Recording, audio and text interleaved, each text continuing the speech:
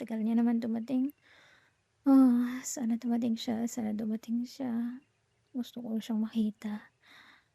Hmm, Lord, promise kapag dumating siya, aamin na talaga ako.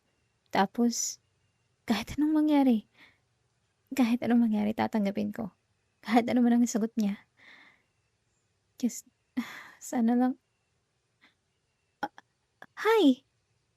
Hi! Hi! Pasensya ka na kung oo, biglaan 'to. Hindi ko na rin kasi talaga kaya pa na kimkimin 'to. Graduation na kasi natin sa Monday. Hindi ko alam kung magkikita pa tayo. Kaya eto, I guess gusto kong sabihin sa'yo lahat bago tayo graduate. Oh, no, hindi. Wala naman akong galit sa'yo. Wala ka din namang ginawang masama sa'kin. Kabaliktaran pa nga, eh. Um, anyway, upo ka. Pinili ko talaga 'tong, section ng building kasi alam kong walang estudyanteng papasok. Creepy daw kasi 'to. Ah, paano ba magsimula? Ang dami kong gustong sabihin pero parang nagsasabay-sabay silang lahat sa isip ko. Kaya siguro, magsisimula na lang ako sa pinakasimple. Hi, um, kilala mo ako, kilala kita, magkaklase tayo, and obviously matagal na kitang napapansin sa school. Even before ako naging ka-section mo ngayong 4th year, high school tayo, at hindi naman yun siguro sa weird na way. I'm not stalking you, promise. Ano, ever since, freshman year napapansin na talaga kita. Yung normal lang, yung tipong nasasabi ko sa sarili ko na, "Uy, mukhang interesting 'tong tao na 'to." Hmm, isa ka kasi sa mga taong kayang magbigay ng kulay sa isang lugar kahit wala ka namang ginagawa. Mahirap kang hindi mapansin kahit nakangiti ka lang kasama mga kaibigan mo o simpleng naglalakad mag-isa. May dating ka talaga. Tahimik pero nakaka-attract. Ano ba 'yan, kinakabahan ako. Ah, sa tuwing iniisip ko na mag-hi o makipag-usap sa'yo, inuunahan na agad ako ng takot ko. Paano kung mali masabi ko? Paano kung isipin mong boring ako o awkward o baka maging isa akong weirdo sa mata mo? Yun yung mga dahilan kung bakit matagal akong nanahimik. Pero lately, na-realize ko na hindi rin naman pala talaga tama na manatili na lang akong tahimik. Kasi para din 'to sa sarili ko, and I guess para sa'yo na rin. Kaya eto ako ngayon, humaharap sa'yo at umaasang kahit papaano ay mailalabas ko na lahat ng gusto kong sabihin sa'yo. Ang totoo kasi, sobra kitang hinahangaan. Hindi lang dahil sa itsura mo, kahit na honestly sobrang good looking mo talaga. Mas higit pa doon. Kasi what, tahimik ka nga, pero may confidence yung pagiging tahimik mo na sobrang nakakaintriga. At kahit hindi pa talaga tayo nag-uusap ng maayos noon, sapat na para sa akin yung mga nakita ko para malaman na mabait ka, thoughtful, at masayang kasama. Kitang-kita yun sa mga paraan ng pagtawa mo, Yung tipong nakakahawa at sa paraan ng pakikinig mo sa ibang tao, parang talagang interesado ka sa sinasabi nila. At siyempre, sa paraan din kung paano mo sila nagiging, ewan, parang at ease kapag kausap ka. Ay, sorry, pero hayaan mo na muna akong magsalita. Pakiramdam ko kasi kapag sumagot ka kaagad, baka mautal ako tapos hindi ko na masabi yung matagal ko ng kinikimkim. Salamat. Nawala tuloy ako. Um, Minsan naiisip ko kung ano kaya ang pakiramdam na maging parte ng mundo mo. Yung malaman yung mga maliit na bagay tungkol sa'yo na hindi napapansin ng iba. Tulad ng ano bang paborito mong kanta? Kumakanta ka rin ba kapag mag-isa ka lang? O hinahayaan mo lang na ang musika ang magdala sa mood mo? Ano kaya ang comfort food mo kapag pagod o malungkot ka?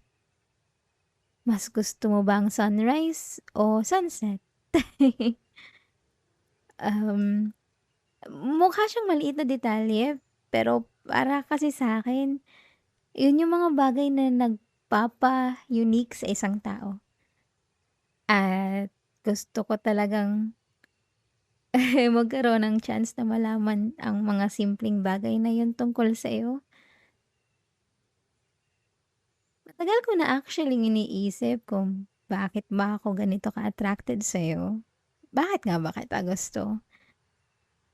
At yung sagot na naisip ko ay siguro dahil pinapaalala mo sa akin na may ganda ang pagiging totoo sa isang tao. Sa sarili mo. Kasi hindi ka mukhang taong nagpapanggap para mapansin o mang-impress.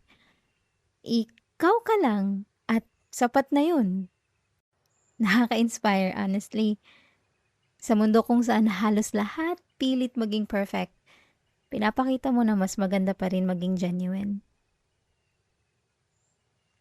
Minsan nga kapag may bad mood ako or hindi ko gusto nangyayari sa araw ko, may maalala lang ako na ginawa mo or sinabi mo, kahit hindi naman para sa akin, gumagaan ang pakiramdam ko. Nakakatuwa siya isipin. Hindi mo nga ako ganoong kilala pero somehow nagkaroon ka pa rin ng impact sa life ko. Naisip ko din minsan kung ano kayang pakiramdam na makausap ka talaga, makatawanan ka, makasama sa simpleng araw-araw na moments. Baka ang corny ko na pakinggan pero napapangiti pa rin ako kapag naiisip ko. Siguro, siguro ang gusto ko lang talagang sabihin ay sana matagal na akong umamin sa'yo noon. Kasi gusto kitang makilala talaga.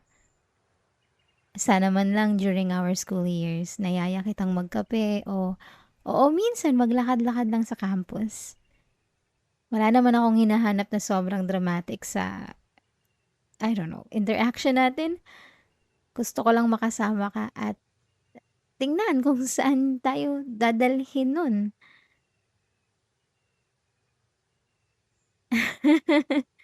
Ang dami mo na sigurong iniisip ngayon 'no?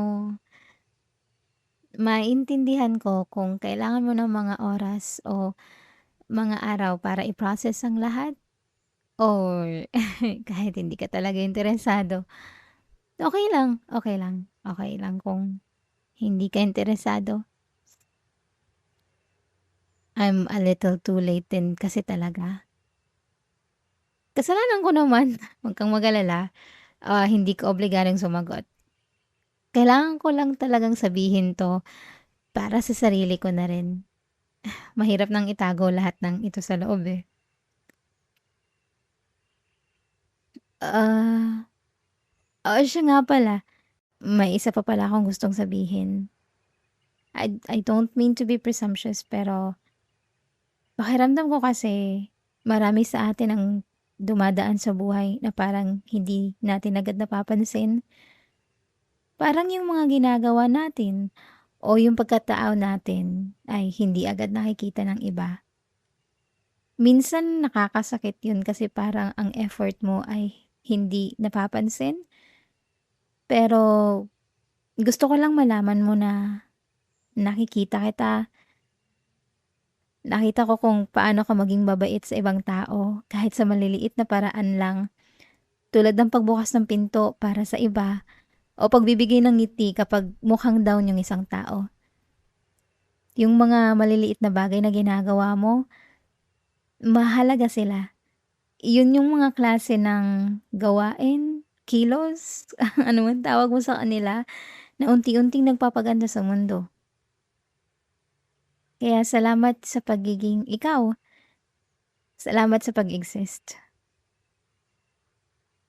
Um, last na bago ako umalis, may isa pa akong gustong sabihin. Ano man maging tingin o reaction mo sa confession ko ngayon, sana malaman mo na special ka para sa akin at nagpapasalamat ako sa Diyos na nagkaroon ako ng pagkakataon na makilala ka. Kaya kahit wala mang kahinatnan nito, itong mga sinasabi ko ngayon, okey lang sa'kin. Basta alam ko sa sarili ko na nasabi ko na ang mga kailangan kong sabihin before tayo graduate. Sana hindi ito masyadong overwhelming para sa'yo. Sinubukan ko talaga maging honest at direct. Pero aaminin kong kinakabahan pa rin ako kung paano mo ito tatanggapin. Nakakatakot ilabas ang sarili mo ng ganito at maging vulnerable pero exciting din kahit papaano. At kahit walang mangyari pagkatapos nito, alam ko magiging masaya pa rin ako na sinubukan ko. Um, siya, no, no, no, hindi talaga kita hahayaan na sumagot. I don't think kakayanin ko na marinig yung sagot mo agad. Um, Basta salamat sa paglaan ng oras para pakinggan ang confession ko. Sana hindi ka masyadong nagulat na makita ako. Um, kung gusto mong makipag-usap, kung gusto mo lang naman, o lumabas minsan, text mo lang ako dito sa number na 'to or puwede ka ring mag-message or call if gusto mo. Walang pressure, promise. Siguraduhin mong maglaan ka ng oras at sundin mo kung ano yung tama para sa'yo. Um, Alagaan mo ang sarili mo, okey? At tandaan mo, may isang taong naniniwalang sobrang amazing ka. Salamat, paalam.